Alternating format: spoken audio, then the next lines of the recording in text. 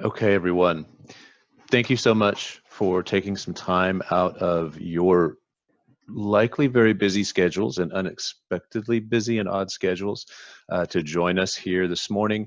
For those who couldn't make it live, and for those who are here with us now, we are recording the webinar, and we will get that published here in the next week or so probably, and we'll just email everybody who registered. We'll probably email people who didn't register and just say, hey, this is published, you can come in and view it after the fact. My name is Rob Carr. I am the Technology Accessibility Program Manager at Oklahoma Able Tech. Really just so thankful truly to each and every one of you. This is by far and away the most popular webinar by registration that we've ever run on the accessibility side at Able Tech.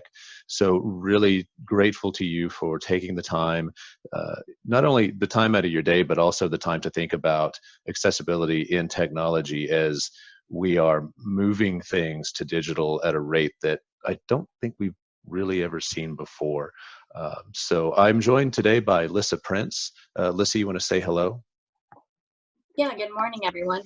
Like Rob said, my name is Lissa Prince, and I'm an ICT Accessibility Coordinator with Able Tech. Lissa is going to carry the second half, if not a little bit more, of our time together here a little bit later, and she'll get into some specifics about accessibility. And just to kind of set expectations, we did spin this up relatively quickly. I'm not trying to set expectations with that, but we are jumping into this conversation or starting this conversation, not necessarily from the very beginning, but today won't be an advanced session. We just started to look around at all of our colleagues and friends and partners here in the state, in Oklahoma, and we started to see how much content is indeed going out to the web, whether it's for employment or education. And we wanted to try to shine a spotlight on accessibility for everybody and put it in context a little bit of the times that we are in. Able Tech is Oklahoma's Assistive Technology Act program. We're actually based at Oklahoma State University in Stillwater. Every state and territory has an Able Tech. We're not all called Able Tech, and we're often structured a little bit differently. But each and every one of us is charged with breaking down barriers between people with disabilities and assistive technology. And we also, many of us, do a lot of work in the technology accessibility space. And that's where Lissa and I fit in at Able Tech. We work with folks across the state as well as some national colleagues to provide training and technical assistance on information and communication technology accessibility. And that can take many forms. It can be things like this. It can be one-on-one consults. Do stay to the end or catch the recording at the end, because we're going to announce something that we hope will help to answer more specific questions that you might have at the end of the webinar, and I'll have the information for that.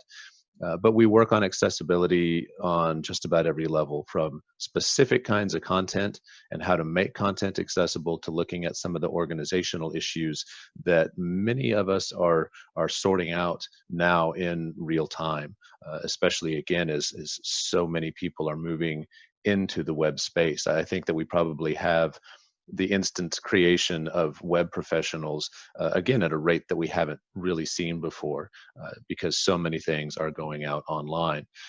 Quick logistical note, since we have a lot of folks, please use the Zoom chat to answer or to ask questions.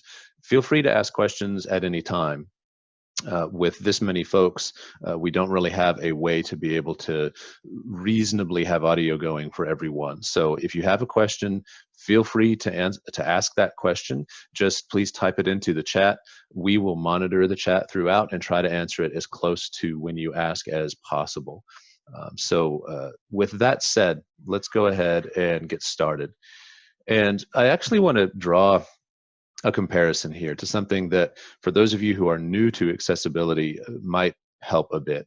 And that is to talk a little bit about responsive web design. And so what's on screen is the same picture, just shown on different digital devices. We've got a monitor, a laptop, a tablet, and a smartphone.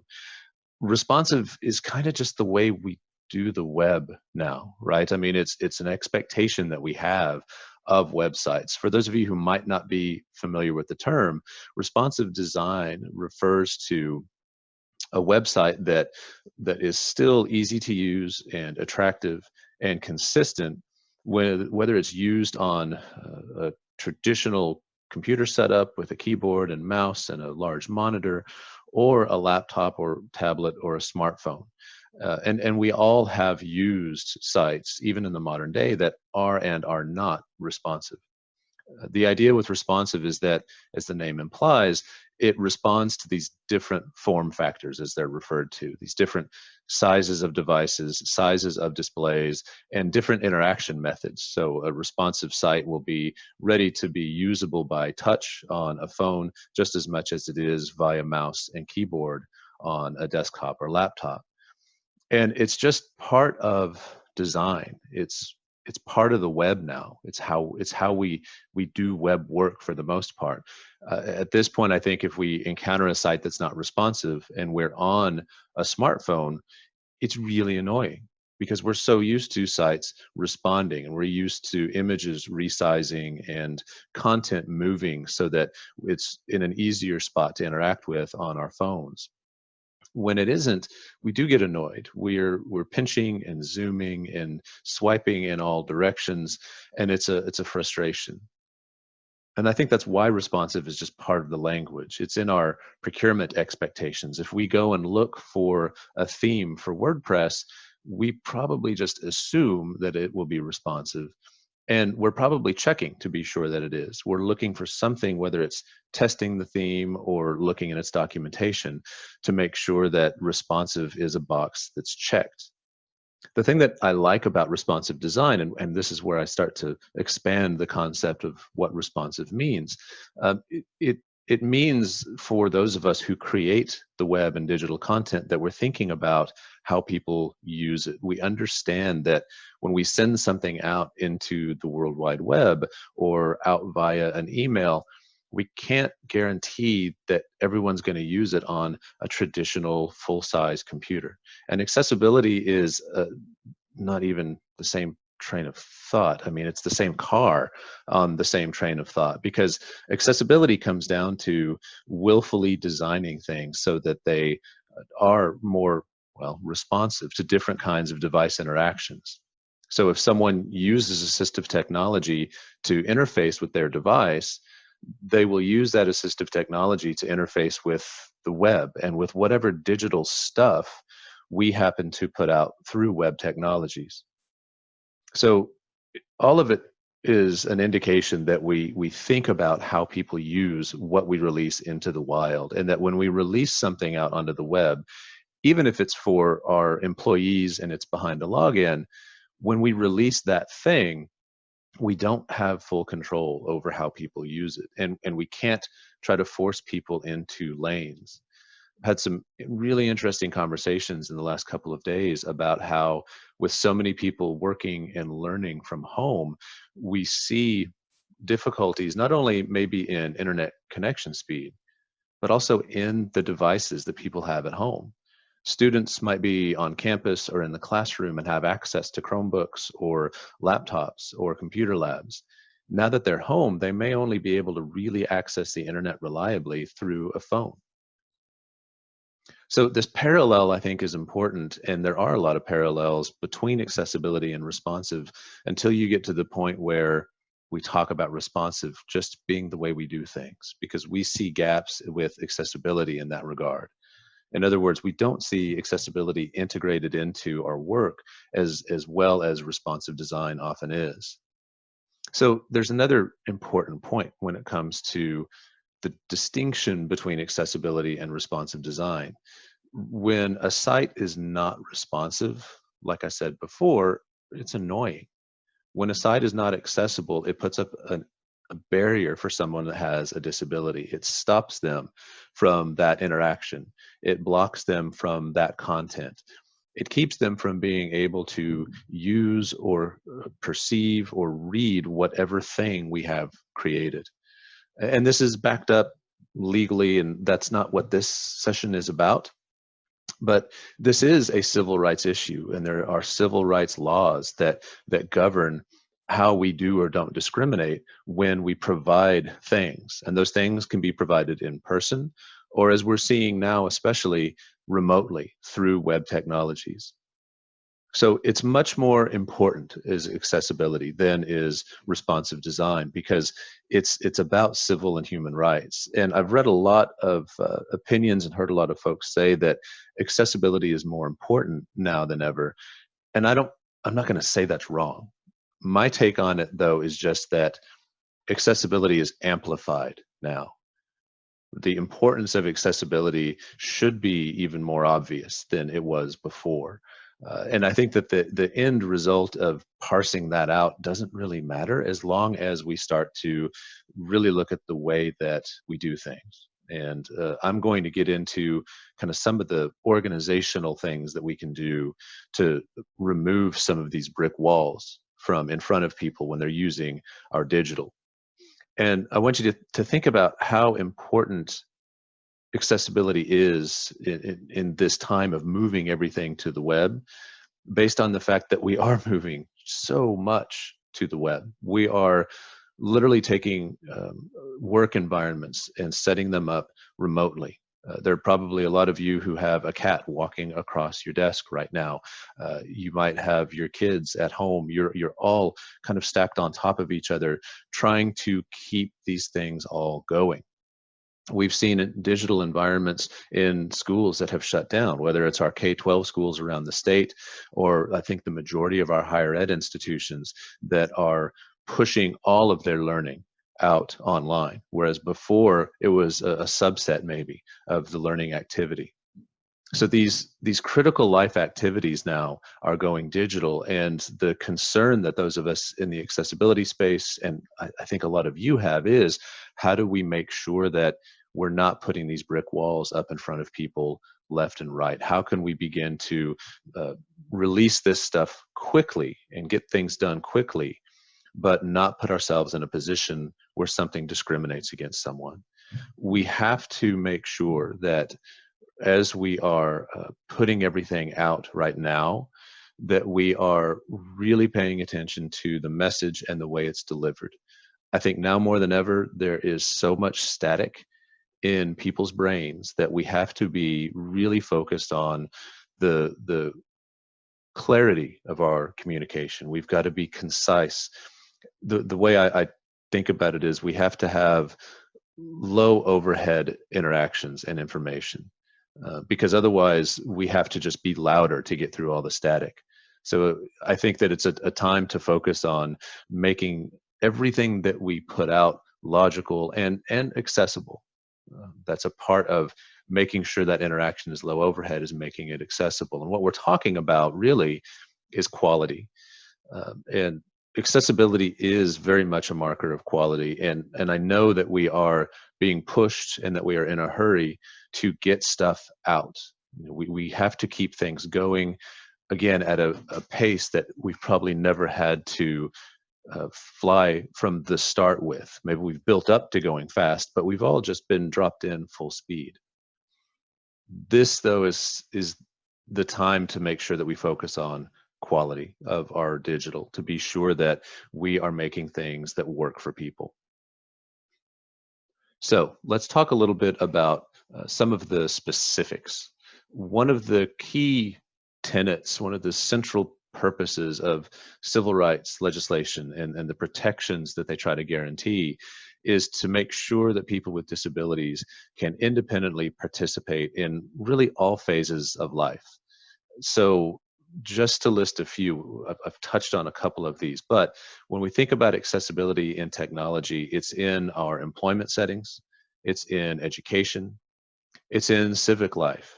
There's so much information coming from state and local government right now, and entire interactions and programs are being shifted to the web. That kind of civic engagement is something where the independence is hugely important, and again, it's protected as a civil right. Our social worlds are completely different.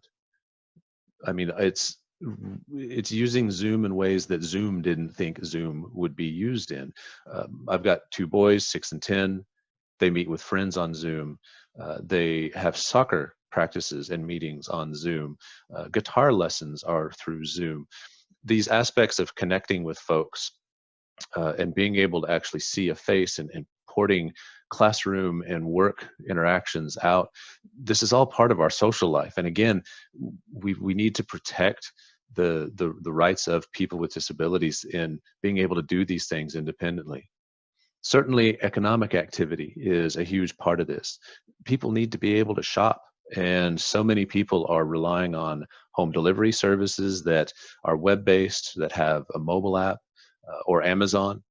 And this kind of economic activity is another key part of life where we've got to make sure we don't put those barriers up. And the last one I'll mention specifically is entertainment. We're streaming an incredible amount of content. We're finding that, at least, well, when I say we, I mean I'm finding that our wireless router needs an update because we're streaming more than we were before. Whether it's entertainment or any of these other things, all of this is critically important to set in front of us a goal and say we are going to make sure that people with disabilities can use these things because it can engage in these parts of life independently and not ever say, well, they can call a number. If somebody needs to do a bank transaction and the website's not accessible, just give somebody a call. That's not our goal. Our goal is to make sure that these interactions can be had independently. So let's get a little more specific. People say, hey, what technology needs to be accessible? And the short answer is yes. It all needs to be accessible ultimately.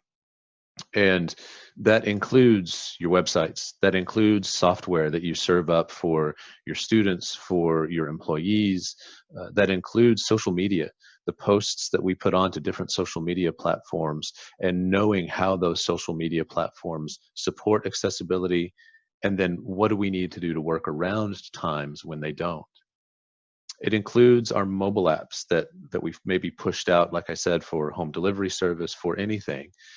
There's kind of an umbrella over your PDF and Office files that you might post to a website or send as an attachment.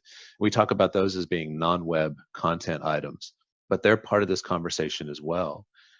Your email messages, whether it's just coming straight out of Outlook, maybe it's Constant Contact or MailChimp, those need to be accessible as well. And again, a lot of the communication we're sending out right now is so critically important for people. And a lot of it's going through email. Your multimedia is part of this as well. So your Facebook live streams with announcements, your short videos from leadership, maybe again for employees, maybe it's for the public. Accessibility follows technology wherever it's used. Like I said before, it doesn't matter if it's behind a login or if it's only for students or only for your employees. Accessibility follows all of it. The other question that I want to try to answer is, whose technology do we need to make accessible? In other words, who's responsible for accessibility? And certainly the technology that you create yourselves in-house, if you build your own website, you create your own content, that is part of this conversation for sure. It's also, though, the things that you buy or that you use. So it might be things like a plugin that you bring into your website. The example that I mentioned specifically here is your slideshow or your carousel on your homepage. I've got a soapbox about those, and I'll save that for another webinar. But things like plugins, things like design themes for your website, these are things that are often free or very inexpensive, but we still need to think about accessibility when we're shopping for them, whether we actually have to spend money or not. Because ultimately, your organization, ultimately, the entity that provides the thing, whether they buy it or not, is the one that has the responsibility for accessibility. So, big picture, couple of thoughts. As an organization, how do we get started with this? How do we do this? And I say organization, and that sounds like a big thing with a bunch of departments and potentially red tape. you could be the organization. You could be a department of one, an entity of one. So don't think about this just at a huge scale. This advice should scale up or down either way. The first thing is to act early in your design, your planning, even your digital strategy. Accessibility should really be injected into those things so that from the very beginning, you're accounting for it. You account for things like visible design and the visual design that somebody presents to you from the beginning. If you look for a web design shop, you might look for samples of their work and say, oh, I like that. Well, accessibility should be a part of that thought process and conversation from the outset in the same way. We can also share information and professional development. That's why we spun this webinar up pretty quickly. That's why our announcement later in the webinar is another thing that we're going to announce to you in real time for the first time, to try to share information, try to share professional development.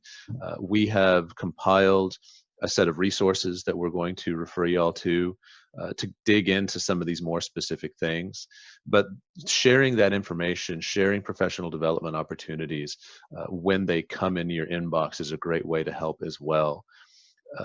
Think about your processes and your thoughts about those third-party tools. I'll talk more about that here in just a minute. One thing that you can do as an individual is verify accessibility as a part of your editorial process, which again is a highfalutin way to say, when you proofread your stuff, account for accessibility, account for some of the things that Lissa will show you here in just a few minutes. This conversation about third-party tools is literally a whole other webinar, and we may well spin that up for those of you who are involved in purchase or use decisions. You need to include accessibility in anything that's written down. So solicitations, scope of work, request for proposal, contracts that are signed, and even just in notes you take as part of your decision-making process. It needs to be injected into this process. You really do need to ask about it. If you're looking at themes, do some quick testing, which we can help you with. Do some quick digging, maybe email whoever designed the theme and say, what have you built into it that makes this theme more accessible? And then actually check the responses out. And the last point is to have a plan, have a workaround, especially when we have employees and students distributed remotely. The conversation about providing accommodations is a lot different. So we need to be sure that when we account for accessibility, our part of our process is to have a plan for when things are not actually 100% accessible. I'm going to close there. I'm going to take a couple of questions that have come into the chat. Mark Bielefeld asks about recommendations for inexpensive live captioning or ASL interpretation. Live captioning, Mark, I'll touch on that in the resource piece. We haven't found anybody that varies too much from around $125 per hour for live captioning. That seems to be about the market rate. Lizette asks a question, would one also think of accessibility in other languages? Absolutely. And I think that you bring up a point that I think is really valid, and it's a trap that I fall into sometimes. I think that the conversation about accessibility has become a little more narrow. I would love to see content like this in mainstream webinars. But as I have kind of done straw polls of folks around the state, I've just asked, hey, in the resources you're getting from content management system vendors, learning management system vendors, are you hearing about accessibility? And they're not. Not 100% fail on that, but a lot of people are not including accessibility in the context we're in with people with disabilities, but certainly thinking about language translation beyond Google Translate. Making sure it's the same thoughts. It's making sure that communication is clear, that it's concise, and that it's accurate if you're talking about translation. So yes, absolutely, it's a part of this big conversation about making sure that the web works. So we'll keep monitoring the chat. Thank you for your questions with that. I'm going to get out of the way, and I'm going to have Lissa come in and get to some specifics. Lissa, let me stop my screen share real quick.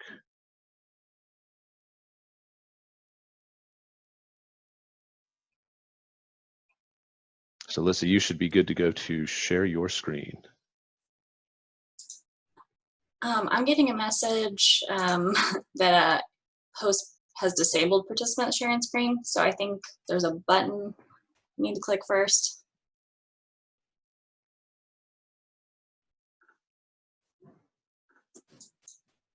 Okay, try it now. Awesome. Looks like we are good now. Thank you. All right, are you guys seeing my web accessibility tips screen?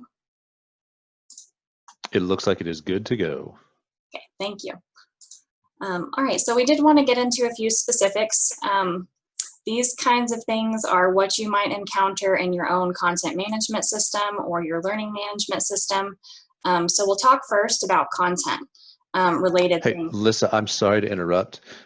Can you change your view so that the panelists' video streams are up? Because we've lost our interpreters since we switched screen sharing. Sure. Sorry about that, but totally fine. Like you said, this is the first time we're doing this, so. Right, yeah. And we of course do this in a short amount of time when we haven't both shared screens and had an interpreter. So we're all, everyone's building the plane as they fly, right? All right. Did I get it set to where you can see the video interpreter now? Great. All right. And I'm having a request for a Zoom as well, so hopefully that's a little larger. All right.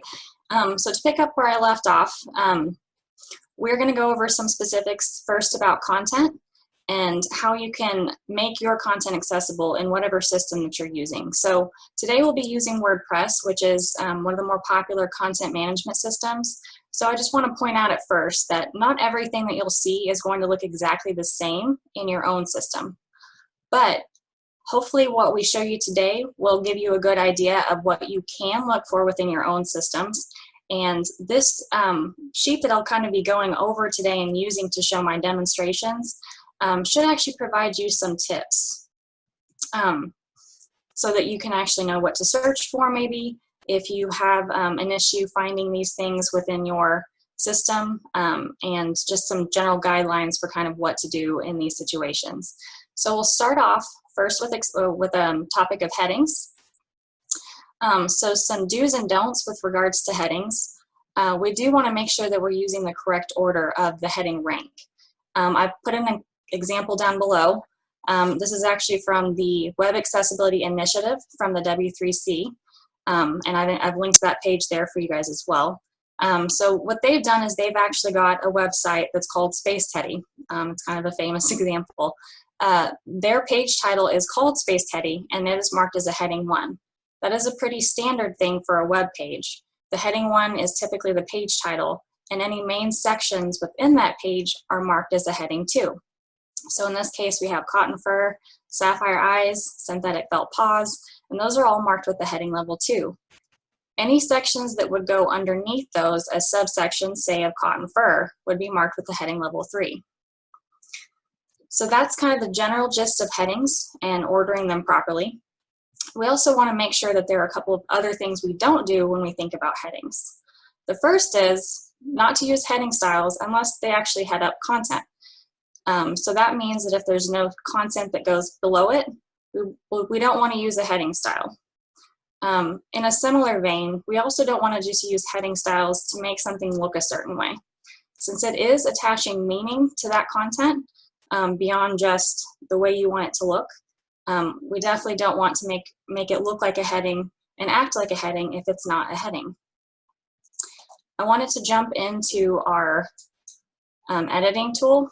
We currently use Beaver Builder. So this actually provides what we call a WYSIWYG editor, which stands for what you see is what you get. So this part right here, when I click into my editor, should start to look pretty familiar to what you are used to seeing in your content management systems and your learning management systems. So how we add headings is first, looking to see if we have an option for paragraph styles. Normally it's somewhere along your toolbar and should have the things like what are in these, which are paragraph, heading 1, heading 2, and so on. So if I have my cursor on this first heading, which is coincidentally called headings, we'll notice that that's actually labeled with a heading 2 style. So to illustrate an example of something that you may want to draw attention to, but is not actually heading content up, I'll type in headings are really important. And then I will actually go ahead and make that a heading. You know, we'll say it looks like a heading 4, just because that's the way we want it to look. So again, this is an example of what we don't want to do, because again, it's not really describing any content that's below it. That's what our heading is actually doing. So the other thing I'll show you is this actually breaks our first rule. So if I put my cursor within that headings are really important text, you'll notice I did mark it as a heading 4, and that is skipping from a heading level 2 to a heading level 4. And so that's breaking one of our rules. So that was just a quick illustration to show you kind of what not to do. And I also wanted to mention too, if you need to make something have a little more importance, or you know, be a little more bold, it might be worth a conversation with your designer or your developer to say, or to ask if you can actually have something added to your styles list that can give you the ability to put emphasis on something without adding that heading structure behind it. So that's just something to consider. So I'll get rid of that, and I'll click save and come back out to my page, and we'll kind of move on to the next topic here.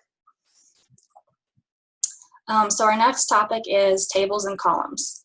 So one of the most common things that we see is actually individuals using tables to display things on a page that may have needed to go in columns instead. So we really want to stress to make sure and use tables for what they were designed for, which is to contain data. We also want to make sure that we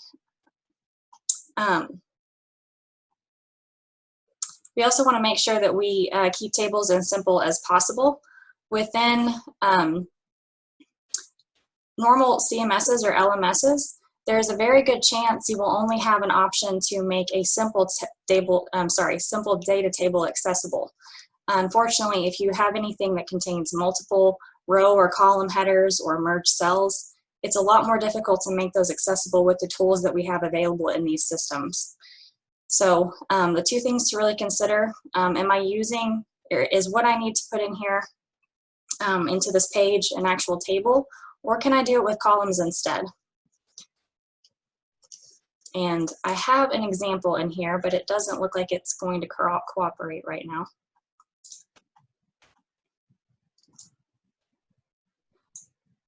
So I will show you guys a different way. But I wanted to point out, this table was actually built using something called Table Press. So all I've done at this point is just navigated to my table. And this is a pretty common tool that you can use in WordPress. It's one of their plugins. And I wanted to show you what option you may need to be on the lookout for to add a very important feature of that simple data table. And that is this table header row. Once we have this checked, that header row will actually be associated to each of the rows that goes below it. So if I go back to my page, you can see that this header in this simple data table, which has column 1, column 2, and column 3 as my header row, it actually looks a little bit different. And that's because we did mark it with that header row checkbox. So not only does it look different, but we've added some of that structure behind the scenes so that each time this is read out by a screen reader, that column header information is announced alongside the data cell.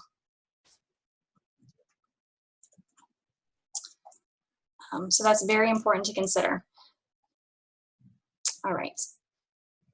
moving on to our next topic, and we're going to go through these pretty quickly, just so that you guys can have a good idea of what all things you might be able to do. And again, we're going to have these resources here for you. So if anything, you have questions on it later, this will be there for you, and of course, we'll be there for you as well.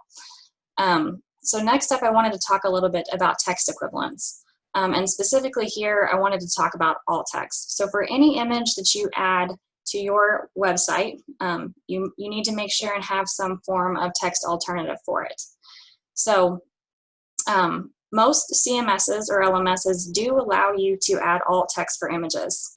However, in the case where you have an image that is just purely eye candy, that doesn't actually convey any meaningful information, we typically will ask people to mark this with something called null alt text. In most tools, that translates to saying mark as decorative, because null alt text is something that's a little more code related. Anyway, so that's what you typically be looking for. I wanted to hop back into my editor and show you what adding a bit of alt text will look like potentially. So I'm just going to put an image underneath my text equivalents heading. And in WordPress, we do that by going to Add Media. And I have an image down here I was just going to put in. So as I'm attaching that image to the page, we have an option over in the right-hand side to add alt text to it. And you'll notice there's a note below it. This actually says, describe the purpose of the image.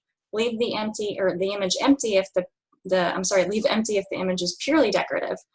So the alt text I'll put in here for this is just a person typing on a computer. And that would suffice for this image. However, if I'm putting this in, it's really not meant to convey any information. I could actually leave this decorative. But the thing I want to make sure you notice in this is that you need to make sure and put alt text in if it's conveying any information, since WordPress has made the decision to make all images decorative unless you put alt text in there. So it's really important that you don't skip this step if you actually need that image to convey whatever you need it to convey on the page that you're building. So I'll finish out. I'll just leave the alt text that I have in there. I'll click Insert into Post. And now that image has been added, and it should have alt text behind it. And that will be what's announced to a screen reader after they encounter this image.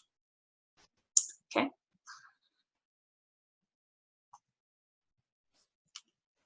I'll click Save. We'll come back out to our next topic. So next up, we have color use. And I have included a couple of images in here to represent this. So the idea behind this is that we want to make sure anything we are trying to convey is not conveyed using using color alone. In the case that we have on the left, this is actually the London subway map, and the lines are only on this map using color. There's no anything else added to make a person understand what these lines are and where they're going. The image on the right shows you what happens when that color is removed. So now we don't know which line goes where at all. So it's meant to represent somebody who has color blindness issues that can't actually discern those different colors in these images. Another example that we have is something like on a form. You may have seen this before. Required fields are in red, or important information is red. I actually have an example on this. This is a site from University of Washington, and it is showing some, this particular site is showing some accessibility issues, and they have a corrected version so you can kind of compare and contrast. So I'll talk about that a little bit more a little bit later. But in their example, they actually have an example where it's saying required fields are all in blue. And this color, I believe it's name and email, but the color is so like the black text, it's really, really hard to see. So that is an example where we would need to add some other type of information, whether we add required in the label of name and email, or use asterisk. That's a pretty common thing as well. So just making sure that we have 2 ways or more of conveying the information. Color can always be used, you just need to have something else in addition. Okay. Next up, I wanted to hit on color contrast. So color contrast is the difference in the background colors the difference in brightness between a background and a foreground color. So in all of this text on the page that we're looking at, we'd be comparing the white background to that gray text. It's kind of a dark gray color. The other areas we need to think about, however, are buttons and links that maybe change colors. These are often things that get forgotten, and I will show you an example of that here in a second. We need to look for a certain ratio. This is what has been defined by the Web Content Accessibility Guidelines from the W3C. So this is kind of the governing body of rules for us when we test for accessibility. There are tools available for us, and I'll demonstrate 2 of those here shortly. The first one is called Color Contrast Analyzer, and that allows you to check anything, whether you're on a website or you're on a Word or a PDF document. It'll allow you to test everything that's on your desktop, period. The other options you have are things like WAVE, which include contrast checkers. So WAVE does a whole bunch of other checks, but it does include a contrast checker specifically. So I'd like to go show you both of those very quickly. So I moved over to the Accessible University Inaccessible site, and I'm going to run WAVE. And when I run WAVE, I'll see over in the right-hand side of the toolbar that has popped up that there is a contrast button. If I click on that contrast button, it'll start showing me all of the things that are potentially wrong and have bad contrast in the site. So how you can get to this a couple of different ways, but if I wanted to click on this first one, that's the About menu item on this page, I'll see that it actually has a contrast ratio of 2.52 to 1, which is underneath that 4.5 to 1 ratio that we're looking for. So it's showing that it's failing for WCAG AA, and that's typically what we're looking for, by the way. I failed to mention that a second ago. But when we're looking at Web Content Accessibility Guidelines, we're looking normally for AA, because that is what is required by federal guidelines at this point. The other thing you can do when checking this, let me do a refresh and get all of that out of the way. We could check this manually, and I'll show you what I was mentioning about buttons and links. So this menu has kind of a gray text on a beige background, but when we hover over these menu items, they actually change from those 2 colors to a purple and a white. So in this case, we would need to check 2 different color contrasts. One is that beige and the gray, and then one is that purple and the white. So a lot of the time, when you're testing out a website, you may actually have to use a combination of WAVE's checker that checked it for you automatically, because it can actually check what's loaded on the page at the time, as long as it is a background color and not a background image. But if there's anything like this dynamic change here, or anything that has a background image behind it, you're going to need to check with a more manual color contrast checker. So down here in my toolbar, I have my color contrast analyzer, and I'll just show you what that looks like. And just a tip, a lot of the times when I'm testing these sorts of things, I'll actually just take a screenshot of it so that I don't have to try to keep it open or anything like that. I'll just take a screenshot of it and then test with color contrast analyzer. And that's a quick and easy way to test the different types of color combinations on these dynamic elements. But in this case, I'll just show you what it looks like for this gray and the beige, so that we don't have to mess with taking a screenshot at this time. And all I'm doing is just taking the color picker. It's a little eyedropper looking thing. And then I'm doing the same thing for the background color, which is that beige. So now you can see that the hex values have changed, and the colors are represented, and it's showing again that same fail. So the contrast ratio is slightly different. These tools measure slightly different things just because of the way they function, but they ultimately get you very similar result. And those two tools come in handy for lots of things. All right. All right, and I have someone saying couldn't see wave.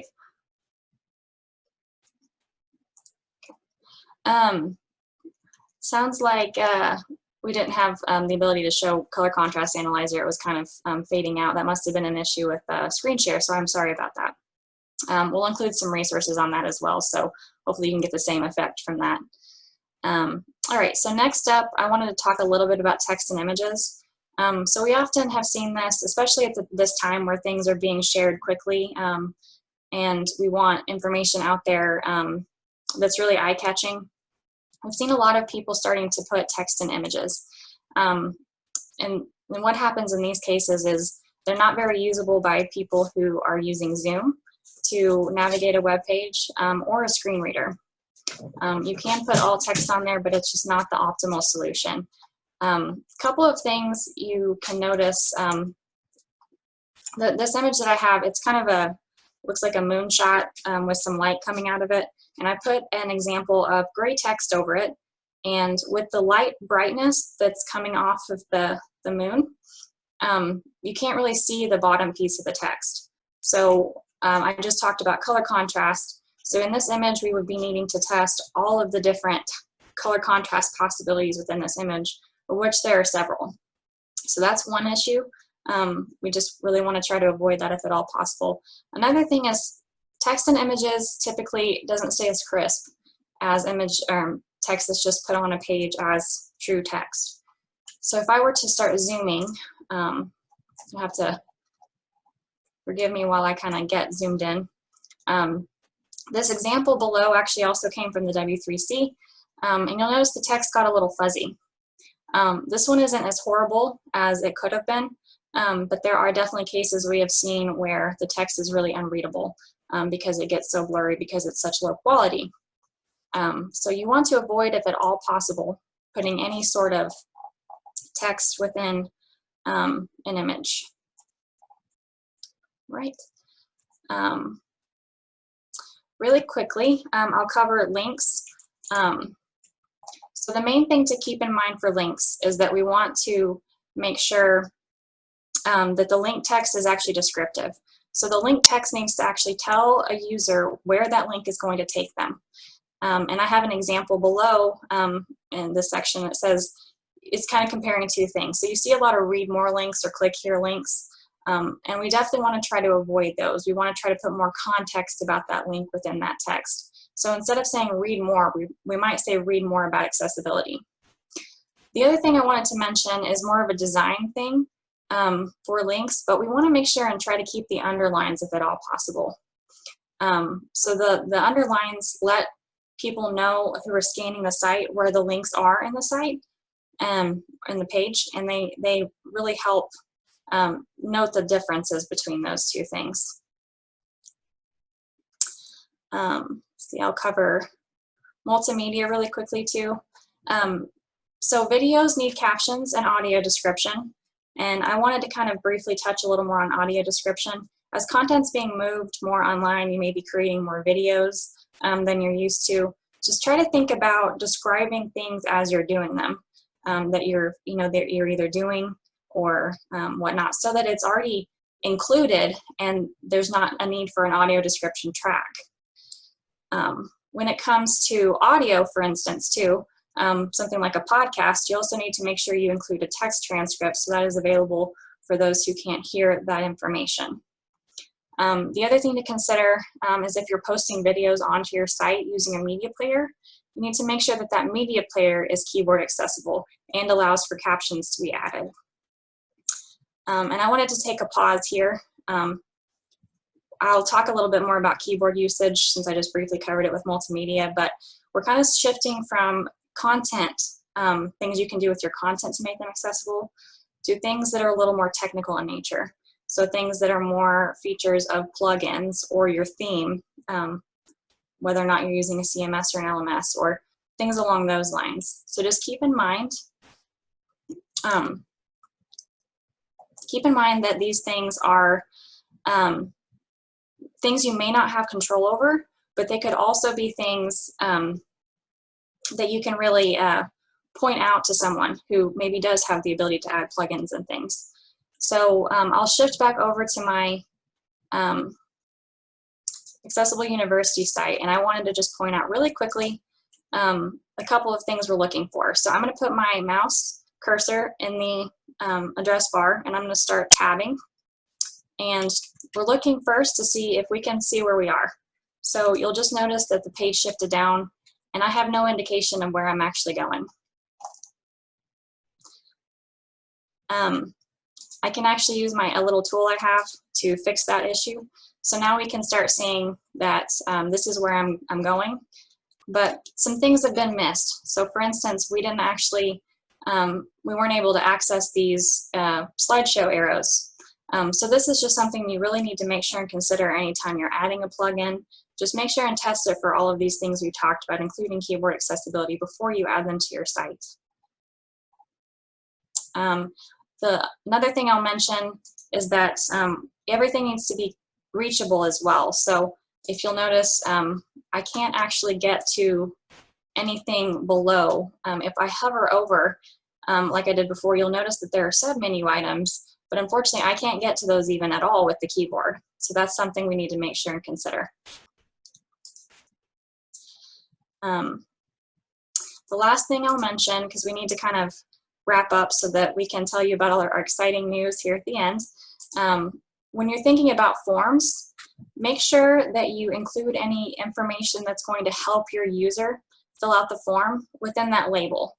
So for instance, if you have something like a phone number that needs an exact way of putting it in, such as, with dashes or hyphens, make sure that's mentioned before in the label so that someone doesn't actually incorrectly add the incorrect format. So just try to help your users as much as possible with your labels and what you're putting on your form, the information, so that they can actually use that form. And another quick tip, we want to make sure that any form we have added to our systems has labels that are attached to their appropriate form field.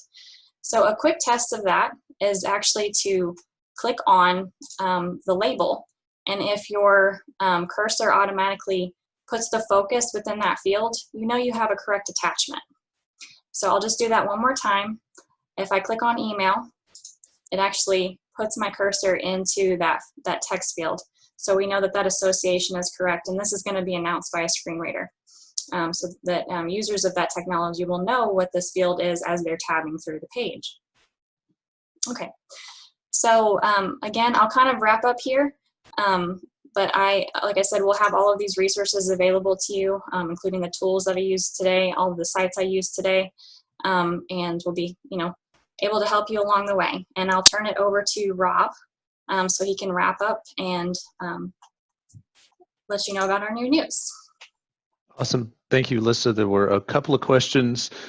Kyle asked about color contrast, and Kyle, we might answer this after time, but you had asked about color contrast in the context of somebody using high contrast mode on their device. Will it affect test results? It's a longer answer than we have time for. You don't typically need to test high contrast mode for contrast. You want to test and be sure that a page doesn't break high contrast mode when someone tries to use it. We've seen sites where you use high contrast mode or turn that on in your device, and the page doesn't change. Nothing changes in the site because of the way they've built it. So a couple of considerations there. There's a question. There was an image on the screen that was just kind of eye candy for our purposes, but it had Braille on the top of an aluminum can, and down at the bottom was a link about Braille and beer. Someone asked, what does the Braille say on the beer? I don't know, but I know the folks at the University of Washington. I'm really tempted to ask them because I had never really thought about it. If I find out, I will let you know. Since it's come up, I'll just email everybody who registered that little bit of trivial stuff. So I am going to put some links into the chat because we want to leave you all with some resources to start with. So the first few that we have, I'm going to do that, and I'm going to share screen again and show you a few of these things as well. And so we'll just make sure when I start my share here in just a moment that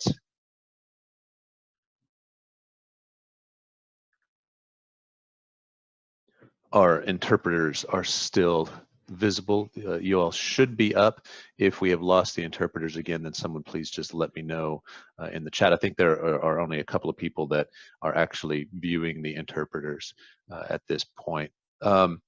So the first thing that I want to show you all is some additional webinar content that we've put together. This is in partnership with our National Technical Assistance Group for all of the Assistive Technology Act programs like AbleTech. And this is a set of resources that we're presenting over time. There are archives as well that are linked here. This next bit is it's actually a 4-part series, and Lissa has already done the first part, all about PDF accessibility. The details are in this first link that I have in the chat about the National AT3 Center webinar series. You can go in, register for each one. The next session is on basics of remediating an inaccessible PDF, then accessible tables in PDF, and then accessible PDF forms. The first in that series and a couple of others are on their way to archive. The second link in the chat window takes you to this archive page. There you'll see a webinar, 2 that I've done, one on accessibility in Word and one on accessibility in PowerPoint. And then our colleagues from Georgia did a session on social media accessibility. Those are already archived here. Part 1 of the PDF archive should be up very soon.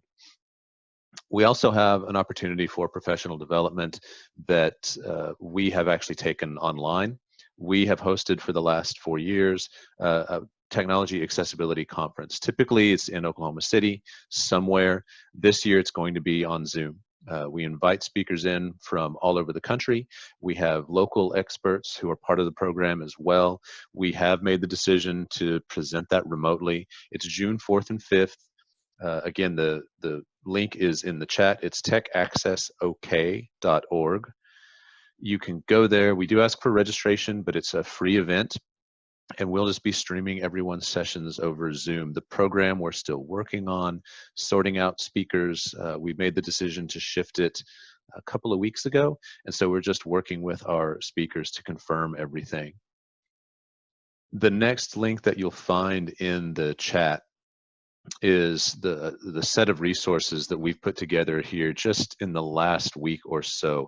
And these begin with links directly to accessibility information for several content management systems: WordPress, Wix, Squarespace, Drupal. Then we move on to several learning management systems: Moodle, Blackboard, Canvas, D2L, and a few others. Then we get into specific authoring tools from Microsoft. So we've got Word and PowerPoint and Excel information, some video accessibility information, some different options and information about live closed captioning, a couple of the vendors that we've used. Like I said before, we don't really endorse anyone. These are just a couple of the vendors, ACS Captions and TCS Interpreting, that we've worked with over the years. Information on post-production captioning, social media accessibility, text equivalents, text alternatives, email marketing tools, which is an area that I think people are having a hard time finding information about. And then just a general resource on writing accessible content. That link again is in the chat. That this is a living thing. We'll continue to add resources that are helpful over time. And then I want to show you another resource set that we've put together. This is the last in my last post, AT3 Center Accessibility Resource List. And this has a ton of stuff as well. I'm not going to itemize it. Feel free to follow the link and peruse. The last thing We're 2 minutes over. Bear with me for just a couple minutes. The last thing that we want to do is announce that we're going to start doing open office hours. We are going to take 2 hours on Thursday morning through April and May. So we're going to go right up to our conference. And we are going to host open office hours, and they'll be by appointment. I'm going to put the link in the chat, so it'll be there. We will publish our slides as well here in the next couple of days, probably sometime next week, since we're at the end of the week. But all you need to do is sign up, pick a time. We've broken this into half-hour increments, and let us know what question you have coming in. We would like for questions to be specific as you can be. If you don't know how specific you can be, that's okay. Just please give us an idea of what you'd like to talk about during our open office hours. If you click on the link in the chat, you'll see the scheduler. We're using one of the Microsoft scheduling tools. We looked at a handful of them and found that the Microsoft tool was just as accessible as Calendly, which is another one. Doesn't really matter. We did try to pick the more accessible of the options that are out there. If anyone has trouble, send me an email and we will submit feedback to Microsoft's accessibility team and let them know, hey, there's this thing you need to fix. So Thursday mornings, 9 to 11 is the time range. Sign up now. Again, it's free. We're going to open the doors. We're doing up until the week of the conference. And if there's demand for it, then we will keep open office hours going after that as well. So we're excited to do this. We're excited to spin this up. We didn't want to come in and hit high level stuff in a webinar and then drop the mic and say good luck. So this is our way to try to continue to be helpful as we're all navigating this new thing, whatever it might look like. With that, again, I want to say thank you very much to each and every one of you for taking the time to listen to us and to go through some of this information with us. We are thrilled again at the response, and we look forward to being able to connect with you all, whether it's through our office hours, through our conference, or through additional webinars that we do down the road. We are here to help keep accessibility in what you're working on, and to help you in really any way we can with accessibility and technology in this, it's a cliche, but it's true, unprecedented time. So we will email when the archive is published online, when the recording is out there. Feel free to share that. Nothing's going to be behind a paywall or anything at all. So just share that with colleagues. If someone has registered, then they will absolutely get an email letting them know that the archive is published when we get it up there. So again, thank you. Lizette asks if we can get an email. Yes, I will put my email in the chat.